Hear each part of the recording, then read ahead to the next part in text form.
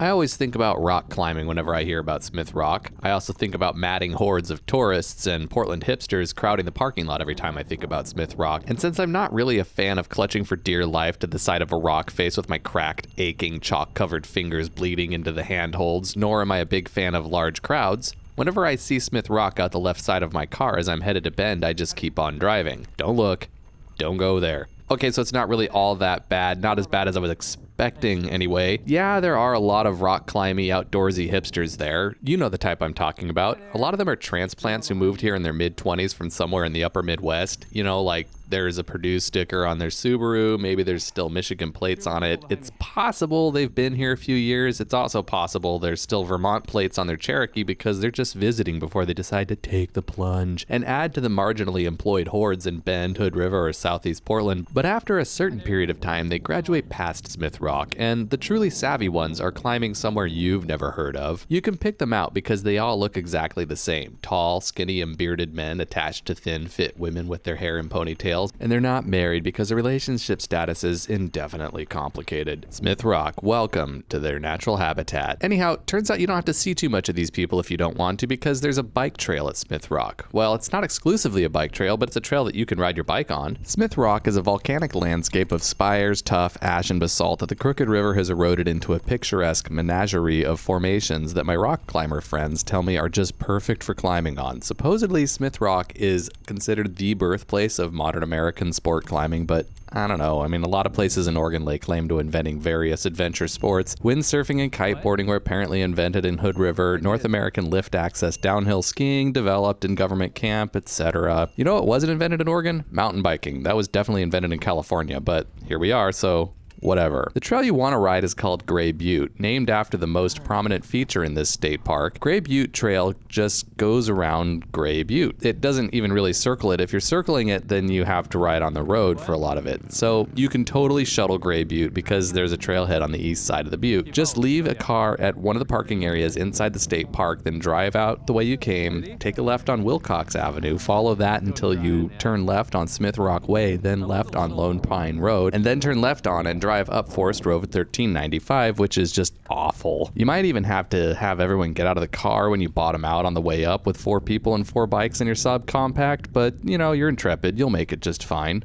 Mostly. From the Gray Butte trailhead, the trail starts out at about 3,800 feet elevation, climbing up a gravelly tread with gorgeous and expansive views through junipers and past cattle gates as you climb an easy 400 feet or so in elevation until it summits at 4,200 feet. This is a trail that you ride because of the views, which isn't to say that the downhill from the top isn't awesome, because it kind of is pretty awesome. It sort of rides like the Chinook descent on Larch Mountain. It's loose, rocky, tight, and exciting. Definitely worth the climb. This trail does go through rangeland, so there are a couple of things you need to keep in mind while riding this trail. The first and most important thing is to never leave a gate open, ever. There are multiple gates you'll encounter on this trail, and every one of them needs to be secured behind you because there are actual steers owned by actual ranchers who actually need to make a living off the beef on a hoof wandering around you, and if you leave a gate open, they have to go chase their animals down. That's time and money for the people leasing this land. Don't be a jerk. Shut the gate. The other thing you need to know is that you'll likely encounter steers and or cows grazing around out here. Just give them their space and try not to be on the uphill side of them. They're more scared of you than you are of them, I think, or something. They always seem bigger when you're not just pushing past them in your car. Moo.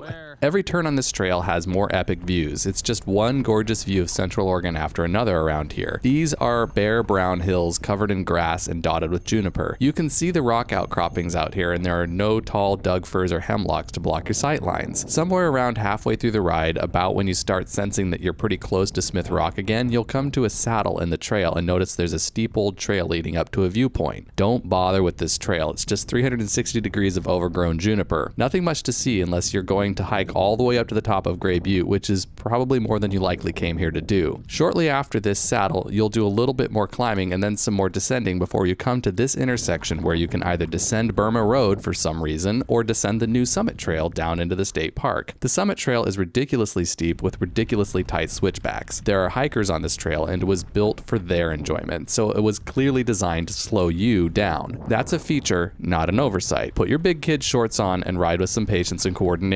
A Apparently, there are some pretty sharp rocks along some of the bench cuts down here by the Crooked River because I got a flat and I wasn't hardly doing anything at all to deserve it. I promise. Big ol' cut in my sidewall. Always bring a repair boot and a tube. Always check to make sure you don't accidentally bring the wrong tube.